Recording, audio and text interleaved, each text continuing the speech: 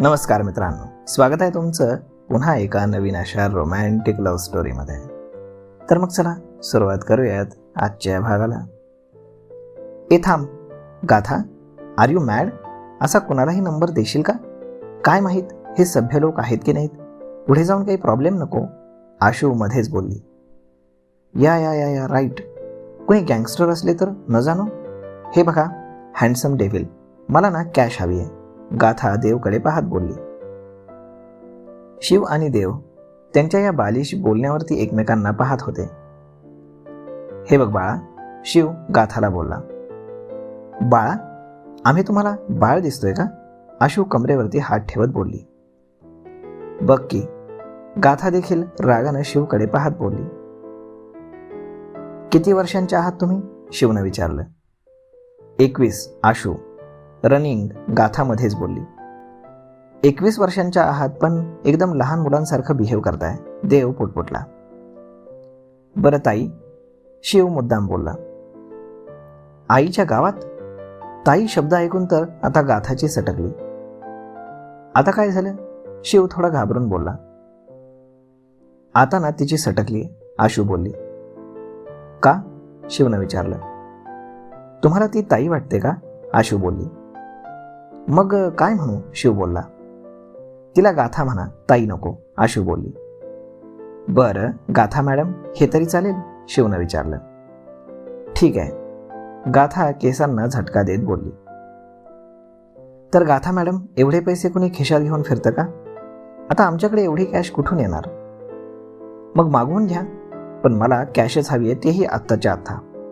गाथा हाताची घडी घालून पुन्हा तोऱ्यात बोलली. हे पहा बालिश मुलींनो, माझ्याकडे तुमच्यासारखा फालतू वेळ नाही. माझा एक एक मिनिट फार इम्पॉर्टंट आहे हे तुम्हाला माहीत नाही.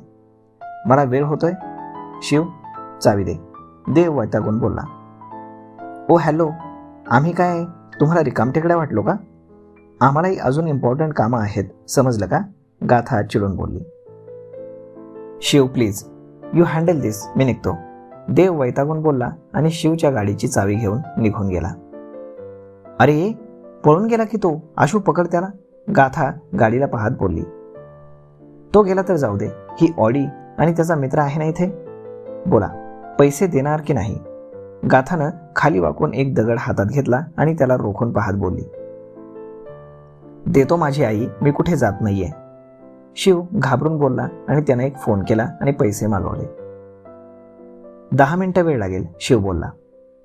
अर्धा तास लागू द्या, काही प्रॉब्लेम नाही, आशू बोलली. एक विचारू? शिवनं विचारलं. तुम्हाला पैसे दिले नसते तर तुम्ही दगड माझ्या डोक्यात घालणार होतात का? छे छे, गाथा तेवढी निर्दय नाहीये. 7 लाखांसाठी तुमचं डोकं थोडी फोडलं असतं. मग हा दगड कशाला उचललेला? शिवनं विचारलं. ही काच फोडायला. गाथा देवच्या ऑडीकडे पाहत बोलली. हां, फ्रंटवाला काच. शिव डोळे मोठे करून बोलला. हा 7 लाखांचा नक्कीच असेल ना? गाथा बोलली. हो, शिव बोलला. मग हिसाब बराबर?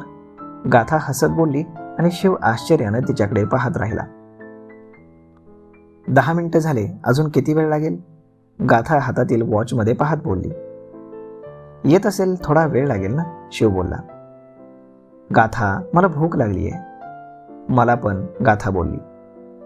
इफ यू डोंट माइंड आपण कॅफेमध्ये जाऊन बसूयात का? शिव बोलला. आणि मग त्या दोघींनी एकमेकांकडे पाहिलं. ठीक आहे, गाथा म्हणाली. मग तिघेही रोड क्रॉस करून समोर असलेल्या एका कॅफेमध्ये आले. वेटर लगेचच त्यांच्या जवळ आला. तुम्ही काय घेणार? शिवनं विचारलं. 2 सँडविच, 1 पिझ्झा, 1 फ्रेंच फ्राईज आणि 1 कोक आणि 1 कोल्ड कॉफी, गाथा बोलली. Okay madam. मग वेटर सगळं लिहून घेऊन आत जाऊ लागला. ए थांब, माझी ऑर्डर राहिली ना? आशू बोलली. वेटरने शिवकडे पाहिलं. शिव गाथाकडे पाहत होता. तिची ऑर्डर ती देईल, ही माझी ऑर्डर आहे, गाथा बोलली. आणि मग शिवनं भुवया उंचावल्या. माझ्यासाठी पण सेम, आशू बोलली. तुम्ही एवढं सगळं खाणार? शिवनं विचारलं. दोघेही त्याला रोखून पाहत होत्या. नाही म्हणजे तुम्हाला पुरेल एवढं की अजून काही घ्यायचं असेल तर घ्या, शिव बोलला. आम्ही डायटिंग करतोय तर इतकं बस होईल, गाथा बोलली. डायटिंग? शिव गाथाला न्याहाळत बोलला. ती इतकी हडकुळी होती आणि डायटिंग करत होती. Good, very good. सगळ्यांनी फिट असलं पाहिजे. त्यांची ऑर्डर आली आणि मग दोघेही खाण्यावरती तुटून पडल्या. शिव तर नुसता त्यांना पाहत होता. तुम्ही काय करता? आशू खाता खाता बोलली. मी डॉक्टर आहे, शिव आयटीत बोलला. आणि मग दोघेही चमकून एकमेकांकडे पाहू लागल्या आणि अचानक हसू लागल्या. काय झालं? मी खरंच डॉक्टर आहे, शिव बोलला. सॉरी, पण तुमच्याकडे पाहून तसं वाटत नाही, गाथा हसत बोलली. वाटत नसलो तरी आहे, शिव नाक मुरडत बोलला. आणि तो डेव्हिल? गाथाने विचारलं. तो पण डॉक्टर आहे, शिव हसत बोलला. आणि दोघेही पुन्हा हसायला लागल्या. तुमच्याकडे पेशंट येतात? गाथा हसत बोलली आणि शिव त्यांना रोखून पाहत होता. तितक्यात एक व्यक्ती त्यांच्या टेबलजवळ आली. त्याच्या हातात एक छोटी बॅग होती. सर, तो शिवला बॅग देत बोलला. Thank you John. मग शिवनं ती बॅग घेतली. हे घ्या. शिवनं ती बॅग गाथाच्या समोर ठेवली. गाथानं बॅग उघडून त्यात डोकावून पाहिलं. ठीक आहे, गाथा बॅग बंद करत बोलली. गाडीची चावी? शिव बोलला. हे घ्या. मग गाथानं देखील गाडीची चावी देऊन टाकली आणि दोघीही चेअरवरनं उठल्या आणि थँक्यू म्हणून निघून गेल्या. अरे, तुमचं बिल? शिव बोलला. ट्रीट तुम्ही दिली होती ना? आशू हसत बोलली. अरे, मी फक्त कॉफीसाठी विचारलं होतं, शिव बडबडला. सर, त्या कोण होत्या? जॉननं विचारलं. आफत, शिव हसत बोलला. तू देवची गाडीची चावी घेऊन ये, मी निघतो, शिव बोलला. Yes sir. मग जॉननं गाडीची चावी त्याला दिली आणि मग शिव देखील निघून गेला. इकडे दुपारी लंच ब्रेकमध्ये देव थोडा फ्री झाला. आला तेव्हापासून त्याला पेशंट होते, जराही त्याला उसंत मिळाली नव्हती. तो कॅन्टीनमध्ये आला तर शिव आणि त्याचा को डॉक्टर ममता आधीच तिथे येऊन बसले होते. या मिस्टर हँडसम डेव्हिल. त्याला पाहून शिव हसत बोलला. Shut up. देव त्याला एक लुक देत बोलला आणि चेअरवर बसला. Handsome devil? हे काय नवीन? डॉक्टर ममता म्हणाली. अगं, तुला माहित नाही आज सकाळी काय झालं ते, शिव बोलला. काय झालं? ममतानं विचारलं. आपले देवबाबू चक्क रस्त्यात एका 21 वर्षाच्या मुलींशी भांडत होते, शिव बोलला. व्हॉट? ममता गोंधळून देव आणि शिवकडे पाहत होती. पण का, कशासाठी? ममता पुन्हा बोलली. या महाशयांनी पाणी उडवंतीची 7 लाखांची पेंटिंग खराब केली होती ना, म्हणून. व्हॉट? देव? ममता आश्चर्यानं त्याच्याकडे पाहत होती. रस्त्यावर पाणी होतं ते माझ्या गाडीमुळे त्यांच्या अंगावर उडालं आणि मी गडबडीत होतो त्यामुळे मी लक्ष दिलं नाही, देव बोलला. म्हणून त्यांनी यांच्या गाडीची हवा सोडली आणि चावी देखील काढून घेतली, शिव हसत सांगत होता. इंटरेस्टिंग. मग पुढे काय झालं? ममता सुद्धा आता इंटरेस्ट घेऊन ऐकू लागली. मग असं म्हणत शिवनं घडलेला सगळा प्रकार डॉक्टर ममताला सांगितला. तीही खूप हसू लागली. इतकी तुफान पोरगी होती ती, काय सांगू. तिचं बोलणं, तिचे एक्सप्रेशन्स. तू भेटशील ना तर तूही दंग होशील, शिव देखील ममताला बोलला. रिअली? आय विश की ती पुन्हा मला भेटणार नाही, देव खाता खाता बोलला. पण मला आवडेल तिला भेटायला. तिच्यासोबत तासभर कसा निघून गेला कळलंच नाही, शिव बोलला. तुला खूपच आवडलेली दिसतेय ती, ममता हसत बोलली.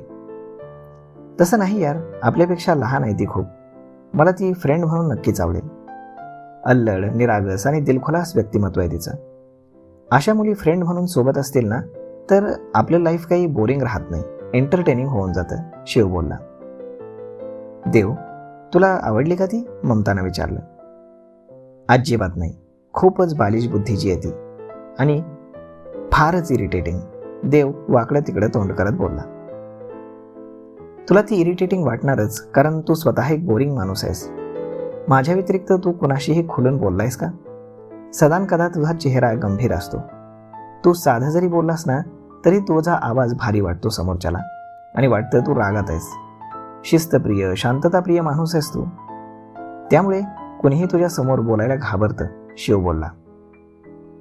करेक्ट, ममता देखील हसत बोलली. पण त्या मुलीनं आज तुझी बोलती बंद केली. आय विश की ती मला अजून भेटावी, मी तिच्याशी नक्कीच मैत्री करेन, शिव बोलला. रिअली? मग ऐक, तिचं नाव गाथा सरपोतदार आहे. Famous businessman mister Girish Sarpotdar यांचं शेंडेफळ. अत्यंत लाडकी, बिघडलेली आणि बालिश बुद्धीची मुलगी आहे ती, देव बोलला. शिव आणि ममता आश्चर्यानं त्यांच्याकडे पाहत राहिले. तिनेच सांगितलं मला, आणि फेसबुकवरती सर्च कर, तिची सगळी हिस्ट्री दिसेल, देव टिशूनं तोंड साफ करत बोलला. देव, तू तिचं फेसबुक अकाउंट पाहिलं? शिव आश्चर्यानं त्याच्याकडे पाहत बोलला. आणि देव गडबडला. ती तिच्याबद्दल एवढ्या बढाया मारत होती, म्हटलं पाहू तरी कोण आहे. देवनं आपलं उत्तर दिलं आणि निघून गेला. देवनं आयुष्यात पहिल्यांदाच कुठल्या तरी मुलीची माहिती काढली होती. शिव ममताकडे पाहत बोलला. स्ट्रेंज, ममता देखील हसत बोलली. तर मग मित्रांनो, अशा पद्धतीनं या दोघांची भेट झाली होती. पाहूयात आता पुढच्या भागात अजून नवीन काय घडते ते. तोपर्यंत तुम्हाला आजचा हा भाग, ही लव्ह स्टोरी कशी वाटली हे तुम्ही आम्हाला कमेंट करून नक्कीच सांगा. आणि जर आवडली असेल तर आपल्या जवळच्या मित्रमंडळींसोबत देखील हा व्हिडिओ तुम्ही शेअर करायला विसरू नका. धन्यवाद.